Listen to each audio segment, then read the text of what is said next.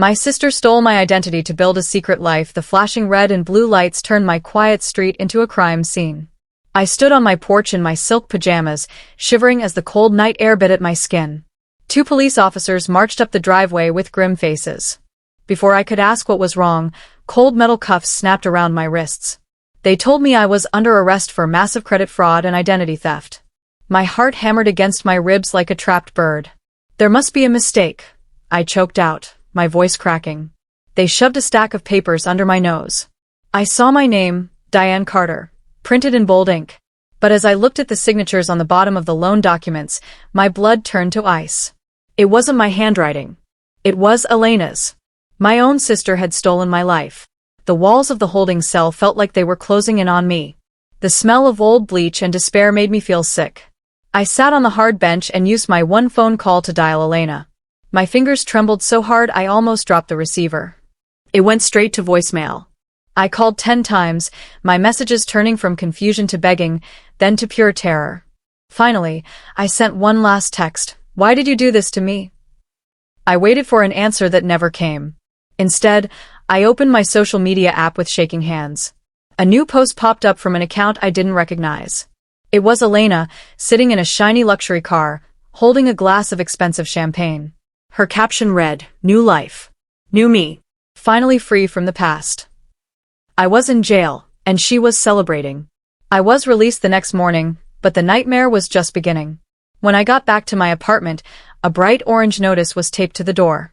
My home had been seized. My bank accounts were frozen, and my boss called to tell me I was suspended until the legal mess was cleared up. As I stood on the sidewalk with nowhere to go, a man in a dark suit approached me. He was a debt collector, and he looked at me like I was trash. He started shouting about missed payments for designer handbags and jewelry I never bought. He pulled out a photo of me signing for a gold watch. It was Elena, wearing a wig and my favorite coat. He smirked at my tears. "You even look like her," he said. "Must have been easy to pull off." I sat on a park bench, clutching my thin jacket. My mind drifted back to when we were little girls.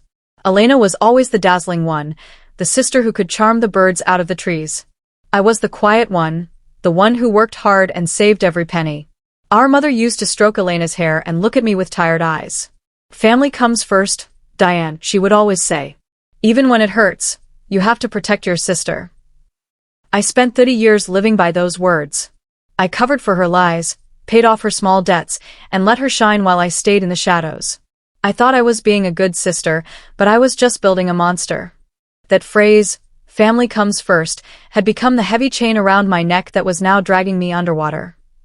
I used the last of the cash in my pocket to take a taxi to the address I found on one of the debt papers. It led me to a luxury condo in the expensive part of the city. I managed to slip inside when a deliveryman opened the door. The unit was under my name, but the person living there was a ghost of my life. Inside, the closets were bursting with designer clothes I could never afford. There were piles of unopened mail, all addressed to Diane Carter. I found receipts for expensive lace lingerie and photos of Elena laughing with a wealthy, older man in a suit. I walked into the bathroom and stopped cold. Written on the mirror in bright red lipstick was a message: "Thanks for the name, sis. You weren't using it anyway." I waited outside the condo until a black car pulled up. Out stepped the man from the photos. He was a polished executive, the kind of man who looked like he owned the whole world. I marched up to him, my heart thumping. I wanted to tell him who I really was and what Elena had done. But before I could speak, he reached out and touched my arm. A warm, familiar smile spread across his face. "Diane, honey, what are you doing out here in the cold?" he whispered. He looked at me with so much affection that it made my stomach turn. He didn't see me at all, he saw the woman Elena was pretending to be. He leaned in close, his voice dropping to a low murmur. "Don't play games, baby. I thought we were meeting inside." I realized then that Elena's lie went deeper than money. I spent the next few hours hiding in the shadows of the hallway. I found a way to access the security feed from a hidden camera Elena had installed in the condo. I watched the footage on my phone, and my jaw dropped. Elena was a master actress. She sat on the sofa with the executive, spinning a web of lies about me. She told him I was a bitter, jealous twin who had spent years trying to ruin her life. She made herself look like the victim of my supposed madness. She leaned against him, crying fake tears as she explained why she needed to use her real name for their shared accounts. She called him her escape plan while he stroked her hair. She wasn't just stealing my money, she was making sure that the whole world would hate me if I ever tried to tell the truth. The next day, I went to the hospital to visit our mother. Her cancer was getting worse, and she looked so small in the white hospital bed. My heart broke when I walked in and saw Elena already there. She was sitting by the bed, holding Mom's hand and looking like the perfect, grieving daughter. She was wearing a dress that probably cost more than my car. Mom looked up at me and smiled weakly. "You two finally made peace," she whispered, her voice barely a breath. Elena didn't even flinch. She just smiled at me with eyes as cold as glass. "We did, Mom," Elena said sweetly. "I finally forgave Diane for everything she did. We are a family again." I stood there, frozen in shock. My sister had rewritten my entire life story right in front of me, and I was the villain. I went to the government office to apply for a new ID card. I thought if I could just get a fresh start, I could fix this.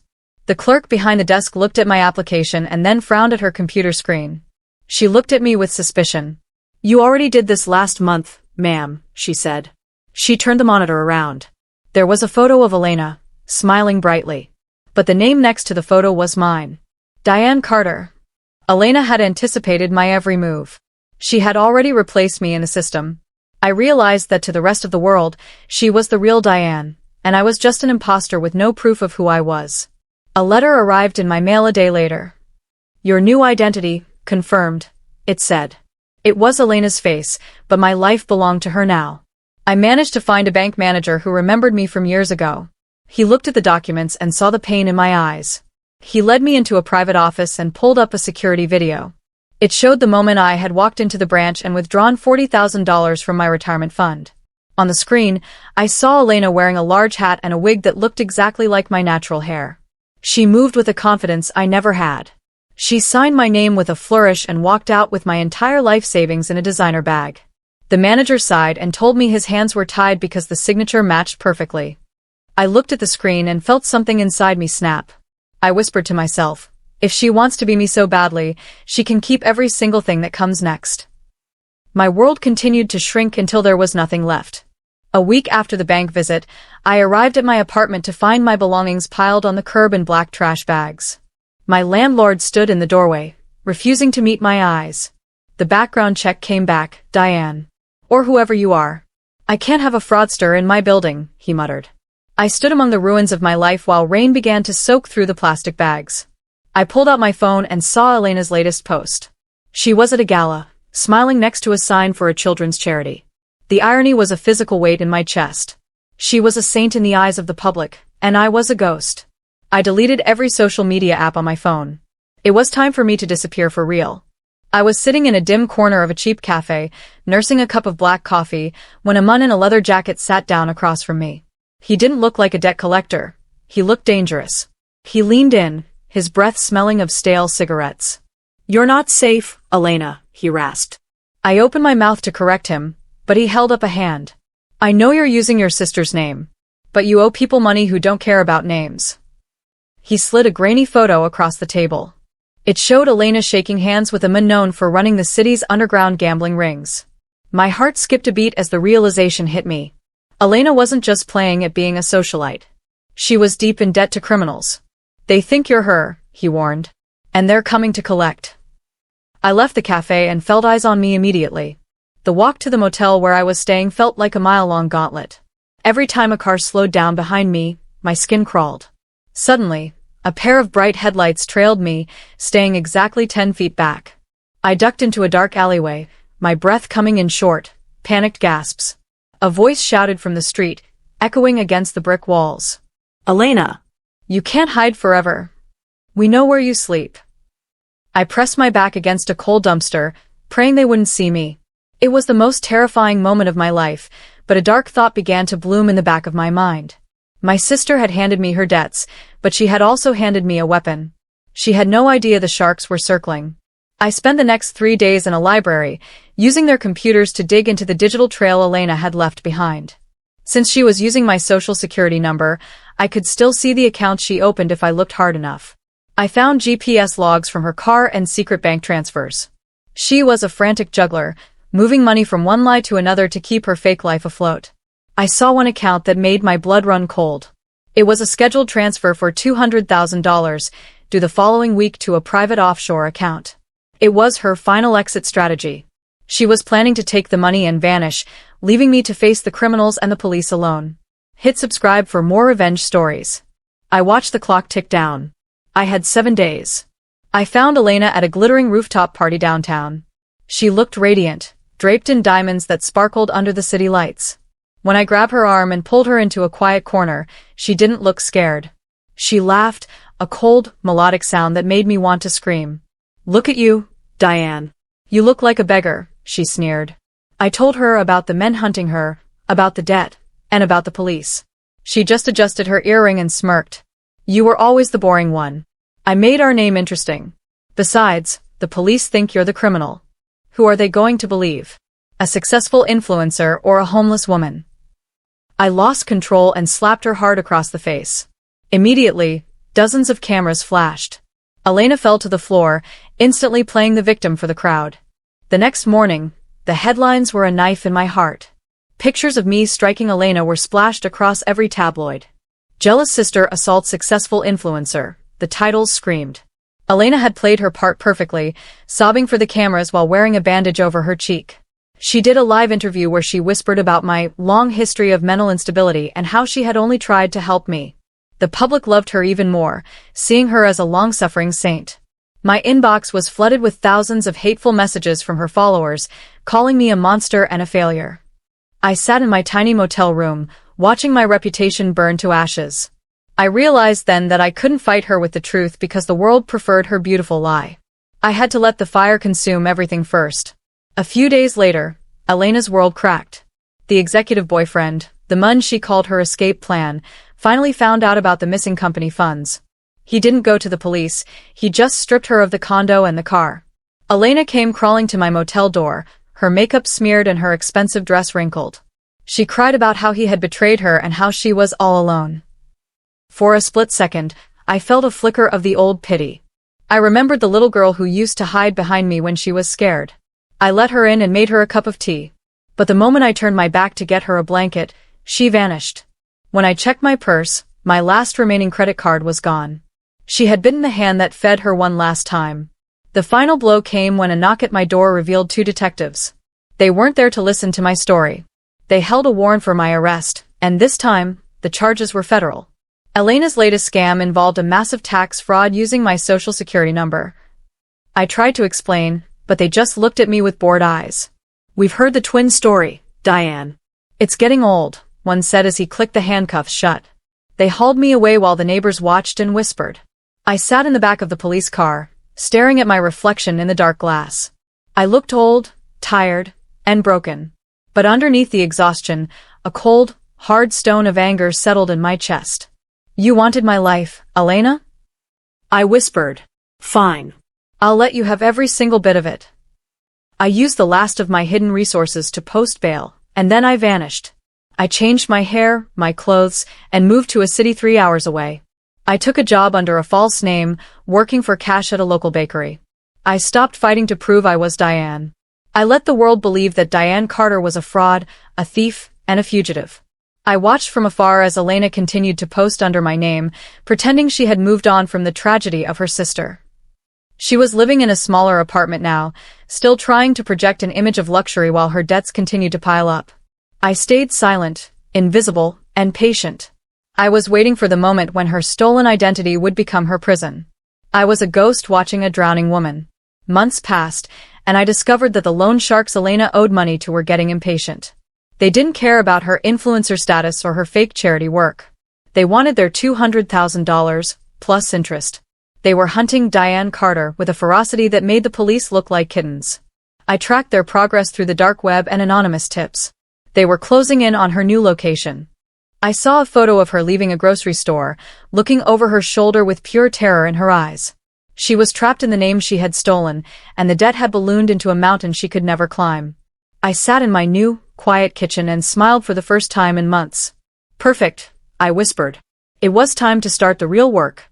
I began my work in the shadows, moving like a phantom through the digital world Elena thought she owned. I spent my nights at a dusty desk, feeding anonymous tips to the banks and the police. I didn't send them all at once. I leaked them slowly, like a poison. I connected Elena's fake business accounts to her real personal spending. I sent screenshots of her offshore transfers to the tax investigators. One by one, I watched the walls of her kingdom start to crumble. She had spent years weaving a web of lies, but I was the one pulling the strings now. I received an email notification from an old linked account. Ms. Carter, we've frozen all your assets pending a fraud investigation. It was addressed to my name, but Elena was the one who would feel the cold. The phone in my hand vibrated with a frantic energy. I looked at the screen and saw the name I had tried to forget. Elena was calling me. I let it ring for a long time before I finally answered. Her voice was a high-pitched scream of pure panic. Diane, you have to help me. Everything is gone. The bank took the money, and there are men outside my door. She sounded like a cornered animal, gasping for air. I leaned back in my chair and took a slow, calm sip of tea. I didn't feel the old urge to save her. I felt nothing but a cool, steady satisfaction. Why are you calling me, Elena? I asked sweetly. You're the successful one. You're the one everyone loves.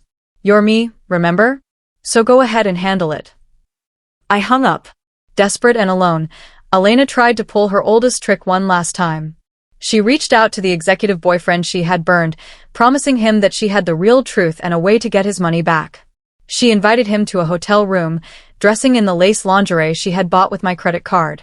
She poured the champagne and put on her best performance, trying to seduce him back into her web. She promised him she would give him her real identity if he helped her flee the country. But I had already sent him the security footage of her stealing from his company. He didn't come to save her. He came to destroy her. He recorded her entire desperate confession on a hidden device and leaked it to the press. Hit subscribe for more revenge. The fallout was spectacular. Within 24 hours, every sponsor, follower, and brand deal Elena had left collapsed like a house of cards. The woman the world had adored was exposed as a hollow fraud. The saintly sister was revealed to be a common thief who had preyed on her own family. The internet, which had once been her greatest weapon against me, turned into a digital lynch mob. She called me again, her voice sounding broken and small, muffled by the sound of her own sobbing. Please, Diane. I'm going to lose everything. I need you. You're the only one left. I stared out my window at the peaceful sunrise, feeling a weight lift off my shoulders. You had me once, Elena, I whispered into the phone. But you killed me for a name. Now you have to live with it. This was the moment the balance finally shifted. I moved into the light, reclaiming my life but under a new, untouchable alias. I used the small inheritance I had protected to begin my grand reckoning. I started quietly buying up every single one of Elena's defaulted debts through an anonymous holding company. I bought her credit card balances, her unpaid condo fees, and even the high-interest loans from the sharks. Legally, I became her primary creditor. I wasn't just her sister anymore. I was her owner. I looked at the stack of legal papers on my desk, all bearing the name Diane Carter. For the first time, I didn't feel ashamed of that name. I felt powerful. Every cent she owed was now owed to me. The hunter had officially become the prey, and I was just getting started. I sat in my new office and called the debt collector from Chapter 3. His name was Miller, and he was the same man who had once mocked me on the sidewalk. Now, he was on my payroll, and his tone was very different. I slid a file across the desk containing the legal proof that I owned Elena's debts. I told him I wanted him to collect every single penny, and I wanted him to be relentless. Miller grinned, showing a row of yellow teeth. He liked the work, and he especially liked the irony. I sent him to the tiny, rundown studio apartment where Elena was hiding.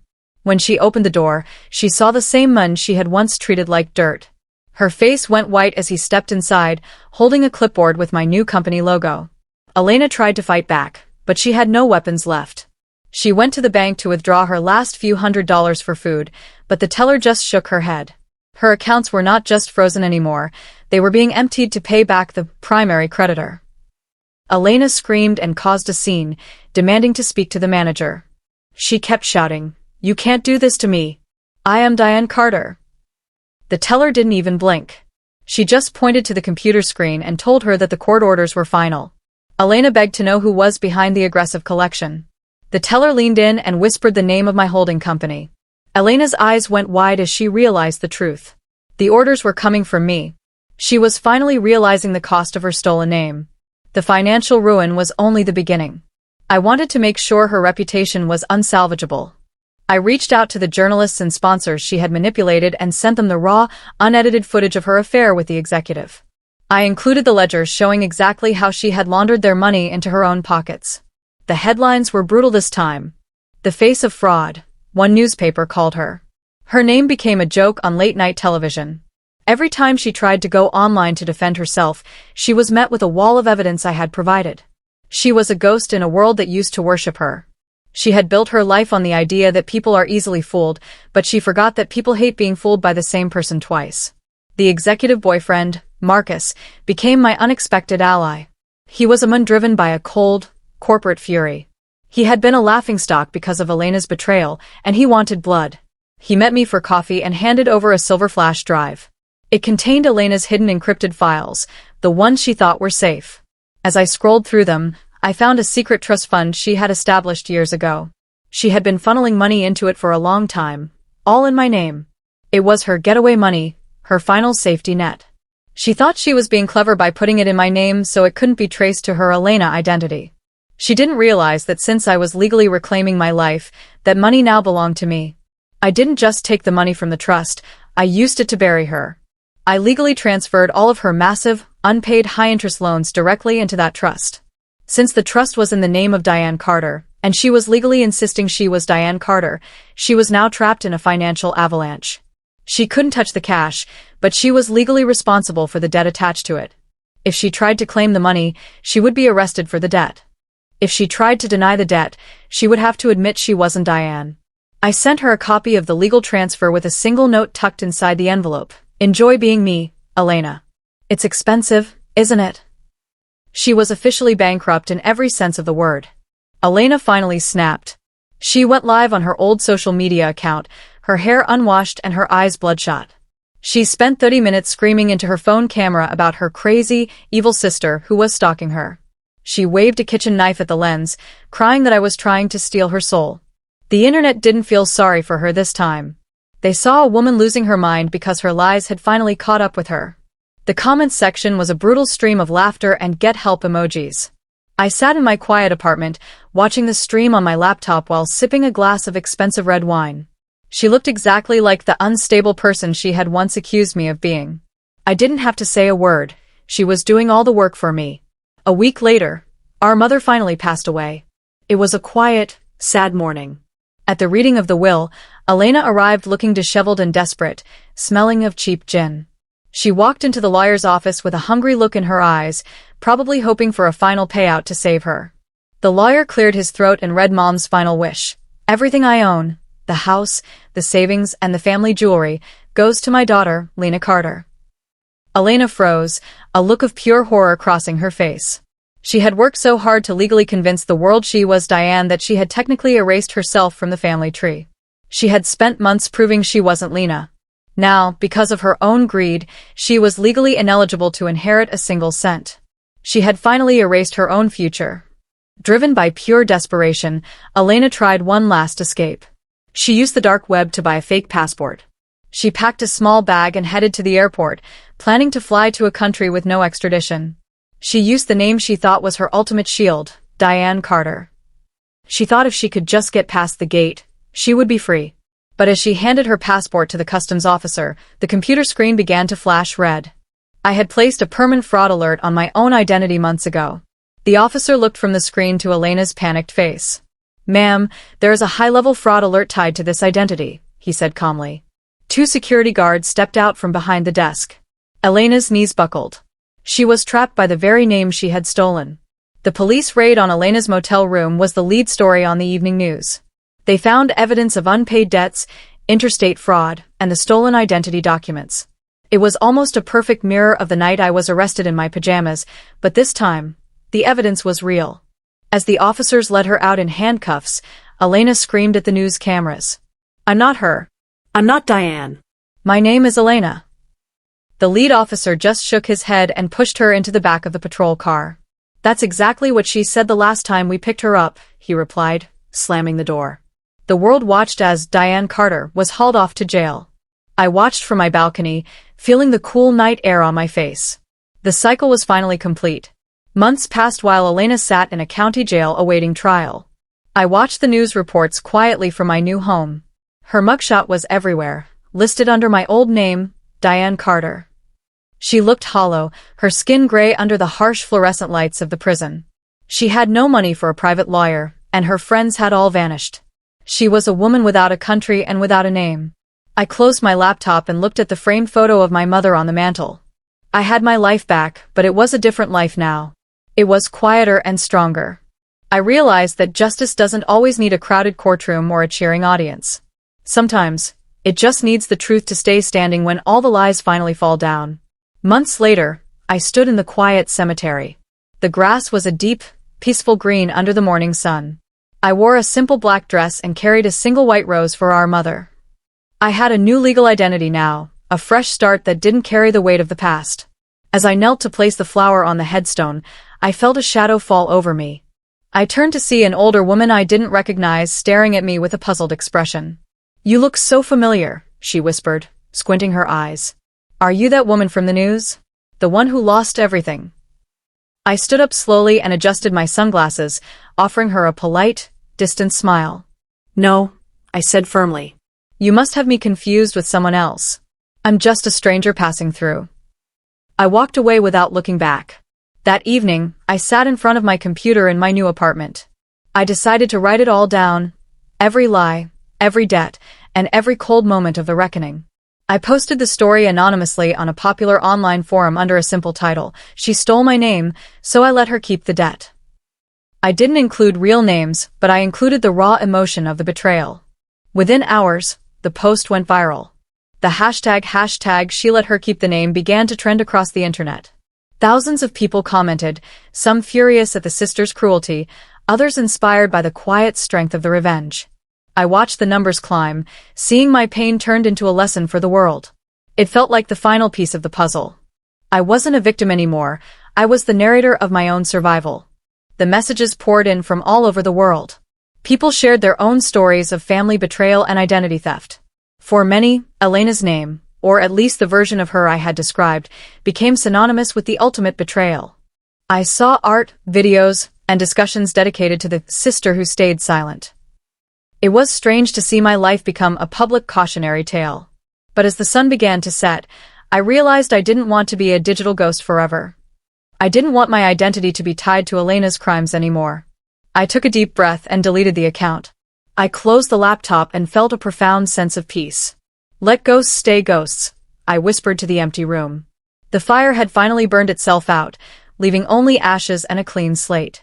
Years passed, and I moved to a small coastal town where nobody knew the name Diane Carter. One afternoon, while waiting at a bus stop, I saw a woman sitting on a nearby bench. She was aged, hollow-cheeked, and dressed in rags.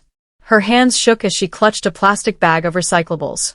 As the bus pulled up, she looked up, and our eyes locked. It was Elena. She had been released from prison, but life had not been kind to her. She looked at me, her eyes searching my face for a flicker of recognition, but there was only a void.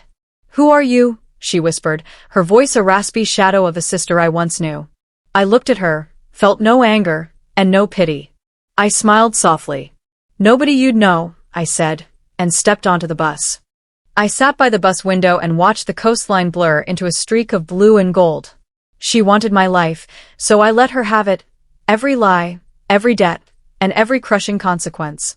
She thought a name was a prize, but she found out it was a prison. In the end, she finally became the version of me she had created, broken, alone, and forgotten. But I had become something she could never understand. I was free. I realized that true justice isn't about taking a life, it's about standing back and letting someone live with the one they chose. I closed my eyes and let the ocean breeze wash over me. The name Diane was gone, but the woman who owned it was finally, truly home. Sometimes, the best revenge is simply outliving the lie. Thank you for watching and listening. Please subscribe and share.